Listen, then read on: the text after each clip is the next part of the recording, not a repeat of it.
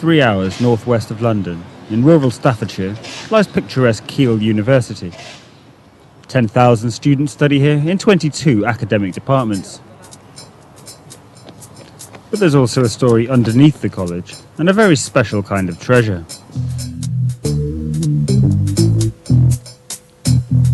A totally unique and unparalleled archive. Millions of aerial photos taken in all theatres of the Second World War by pilots of the Royal Air Force. Over 5.5 million documents are buried here. The vast majority is still totally unseen. Some of these cans and boxes have never even been opened. Austria.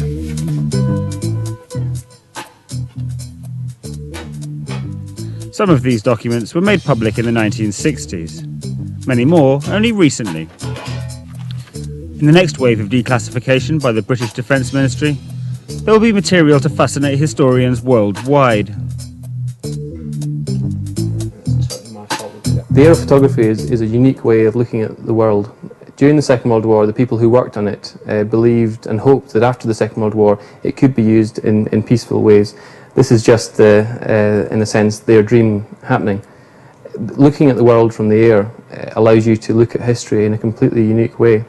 This is just the tip of the iceberg. We've got tens and tens of thousands of cans of aerial photography that we've yet to catalogue, and they cover locations throughout Europe and throughout the world, and there's lots going to be happening here in the future. The Specialist Aerial Reconnaissance Research Department has only got 4 workers. It's a complicated job they do, often more like a detective's work than an historian's. Reading historical photos requires a great deal of experience and knowledge. These are previously unseen photographs from the Second World War in Vienna. The clarity and focus is razor sharp, and some have even been converted to 3D using special technology. These photographs show Vienna on the 5th of April 1945 at 11:50 in the morning. These photographs were taken at 15,000 feet, and it shows the town going about its business.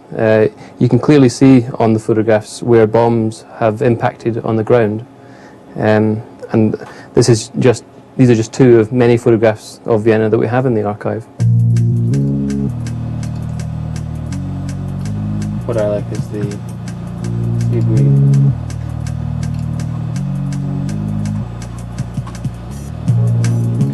Alan Williams believes 10% of all the bombs dropped during the Second World War did not explode.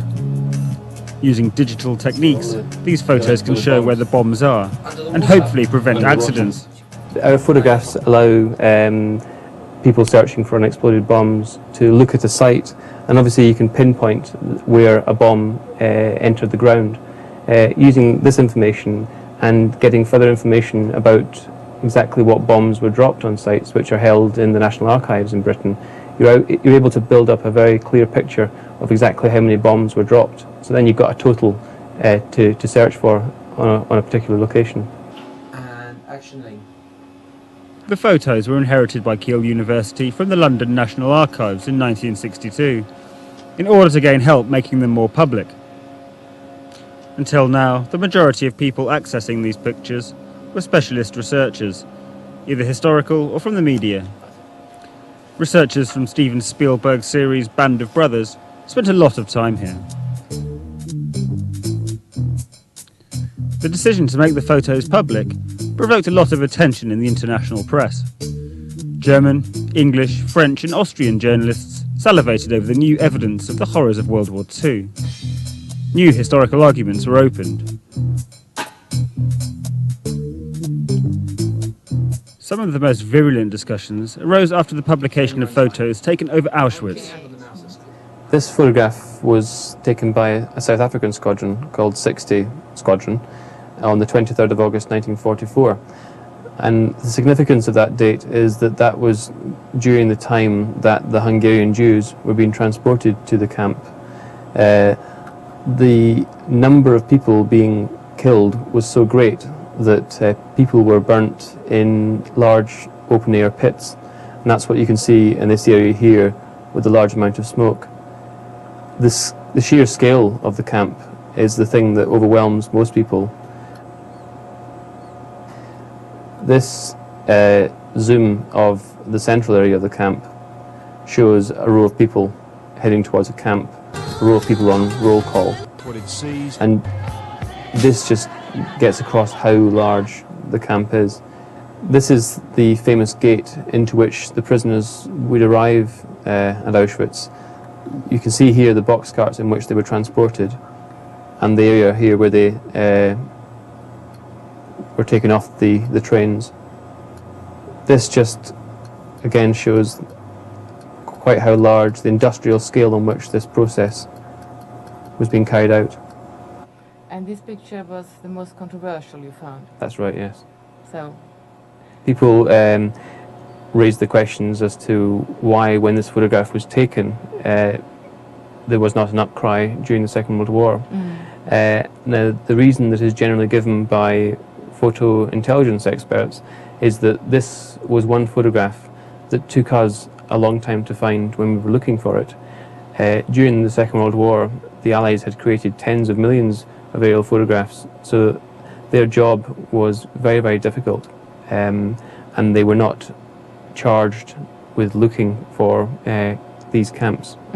It was only photographed because the IG Farben chemical plant was very close by, and it was a reference to the plant that allowed us to find it, rather than a reference to Auschwitz itself.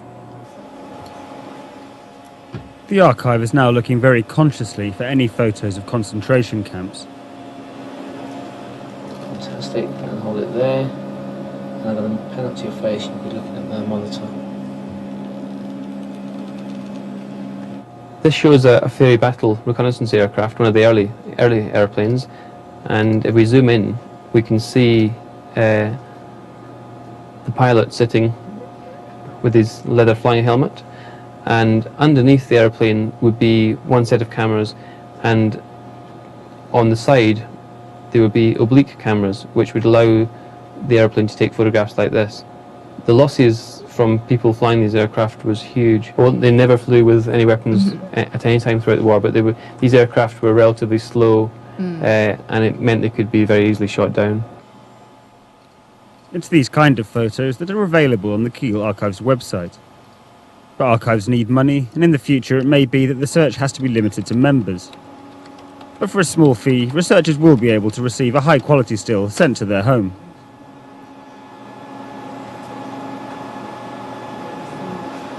Well, we've been absolutely inundated since we launched the website at the end of January. In fact, so inundated that we're having to relaunch the website at the beginning of May to be able to deliver the content to the people that want it. So where is the interest coming from, and what are the comments? Well, the interest seems to be coming mainly from mainland Europe, but we've had interest from every continent of the world apart from Antarctica. What are the people saying?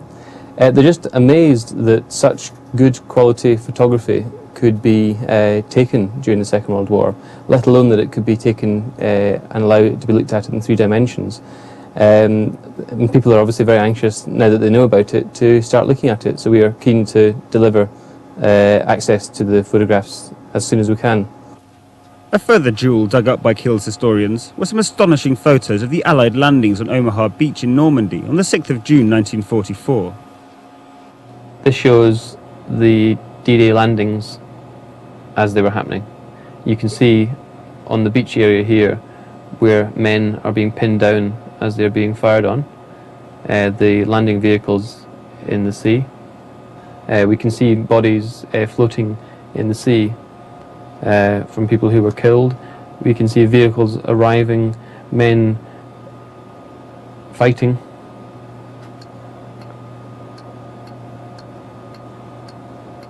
These are quite horrific sights. And then rather strangely, in this area here, we can see a vegetable patch which has been planted in the shape of a swastika. The processing of modern aerial photographs in Kiel University's archives has only just begun. But as quickly as they can be logged, more and more aerial photos are coming in. Soon air reconnaissance pictures of the Suez Crisis, the Korea War, the Falklands conflict and the Gulf War are to be moved to Kiel. Then anyone can conduct their own search for Saddam Hussein's weapons of mass destruction.